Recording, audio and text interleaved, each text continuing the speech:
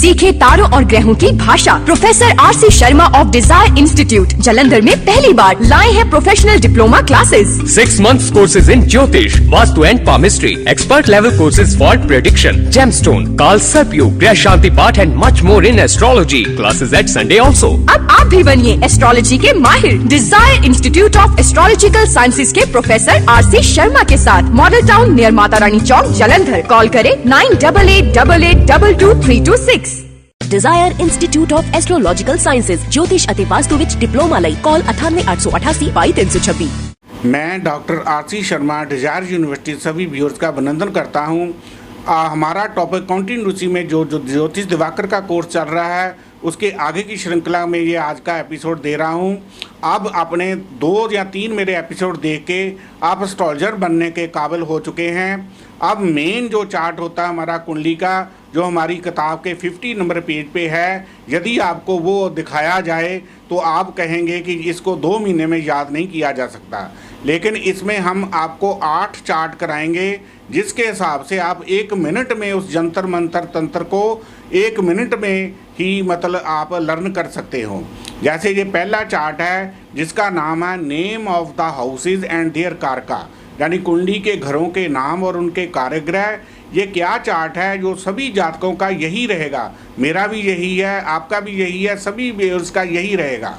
इसको क्या है, पहले घर को हम तन भाव कहते हैं, इसका कार्यग्रह सूरज होता है। दूसरा घर को धन भाव कहते हैं, इसका कार्यग्रह गुरु होता है। तीसरा सहज भाग बोलते हैं जिसे बोल्डनेस कहते हैं, इसका कार्यग्रह मंगल होता है। चौथा सुख भाव होता है, इसके कार्यग्रह चंद्र और बुध होते हैं। 5वां सुत भाव होता है, इसका कार्यग्रह गुरु होता है। 6वां शत्रु स्थान होता है, इसका कार्यग्रह मंगल और शनि होते हैं।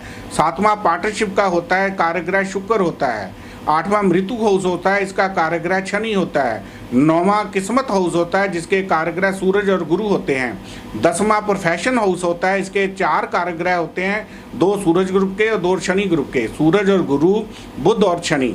11वां घर इनकम हाउस होता है, इसका कार्यग्रह गुरु होता है। 12वां खर्च स्थान होता है, कार्यग्रह शनि होता है। इसलिए शनि को जितने भी नेगेटिव हाउसेस हैं 6, 8, 12 घरों को 10 को शनि में लिया गया है। इसको याद करने के लिए सबसे गुरु जो है सभी घरों का कार्यग्रह है, इसको बड़े आराम से हम लर्न कर सकते हैं। जैसे दूसरा, 5वां, 9वां, 10वां और 11वें घर का कार्यग्रह गुरु है। इसी तरह आप इन्हें लर्न करके इस चार्ट से आपको ये पता चलेगा कि जो हमारा क्लाइंट आया है उसका किस घर का क्वेश्चन है। एक एस्ट्रोलॉजर को ये पता होना चाहिए कि जो क्लाइंट हमारे ने पूछा है वो किस घर का क्वेश्चन है। इस चार्ट से आपको ये पता चलेगा कि उसका क्वेश्चन किस घर का है। इसके बाद दूसरा चार्ट है हमारा एजुकेशन का।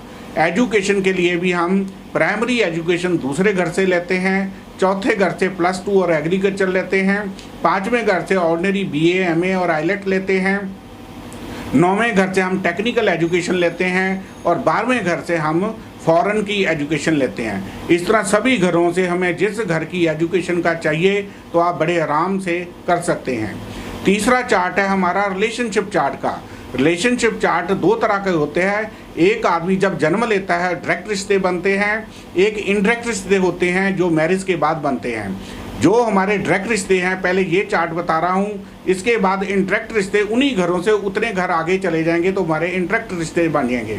जैसे पहले घर से हमारा हेड ऑफ द फैमिली होता है, दूसरे घर से हमारा सेकंड पार्टनर का होता है, तीसरे घर से हमारे छोटे भाई बहन होते हैं, चौथे घर से हमारी माँ या ससुर होता है, 5वें घर से हमारे बच्चे और लव अफेयर्स होते हैं, 6वें घर से हमारे नानके होते हैं, 7वें घर से हमारा लाइफ पार्टनर और बिजनेस पार्टनर होता है, 8वें घर से हमारे नीचे करने वाले कर्मचारी या ससुराल बनता है, 9वें घर से बचपन में पिता का सुख होता है, 10वें घर से पिता या सास होती है, 11वें घर से हमारा बड़ा भाई छोटा भाई होता है, बड़ा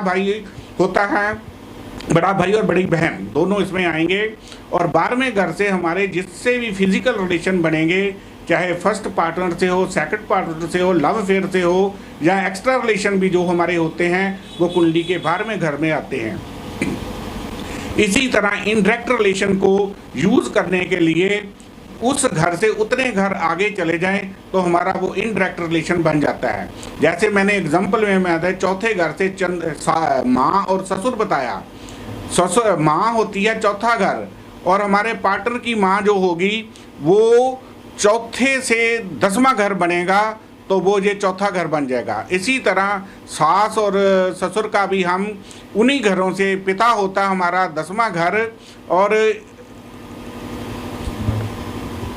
पिता का हमारा 10वां घर होता है, उसमें मैंने सास भी बोला है। और सास क्या है, हमारी सास है वो हमारे पार्टनर की मदर, हमारी मदर का चौथा घर बना, और 7वें घर से चौथा घर ले लेंगे तो तुम्हारी सास का बन जाए। इस तरह ये इनडायरेक्ट रिलेशनशिप चार्ट बन जाता है। फिर उसके बाद हमारा ग्रुप आता है रिलीज प्लेस का। ये हमारे 2 ही होते हैं, घर का मंदिर दूसरा घर और बाहर का मंदिर 9वां घर। इससे आगे हमारा चार्ट है यात्राएं का। यात्राएं भी 3-4 तरह की होती हैं। जैसे छोटी यात्राएं जो विद इन सिटी होती हैं वो 3रे घर से होती हैं, आउट ऑफ सिटी 9वें घर से होती हैं, समुद्री यात्राएं 8वें घर से होती हैं, और एयर की यात्राएं 12वें घर से होती हैं। इस तरह किसी भी घर की यात्रा को देखना होता है तो कुंडली के इन घरों को यूज़ कर सकते हैं। इसके बाद हमारा बॉडी पार्ट आता है, जिसे हम ज्योतिष की भाषा में काल पुरुष की कुंडली का नाम दिया गया है। हमारी सारी बॉडी जो हमारी 12 घरों में डिवाइड होती है, जिस घर का भी कोई प्लैनेट प्रॉब्लम दे रहा होता है उसी के मुताबिक हमें बॉडी में प्रॉब्लम आ जाती है।